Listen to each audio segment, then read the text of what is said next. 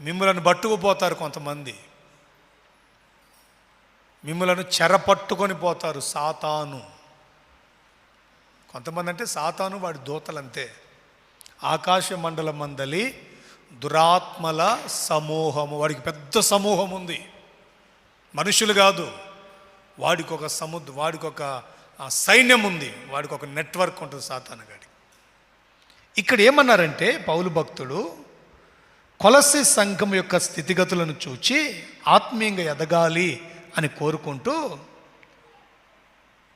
దేవునిని అనుసరింపక ఏం చేస్తున్నారట వాళ్ళు? మనుష్యుల పారంపర్యాచారం. ప్రియులారా, నేను ఒక మాట జ్ఞాపకం చేస్తా చూడండి. ఆత్మీయుడు ఆత్మీయురాలు అనే వ్యక్తి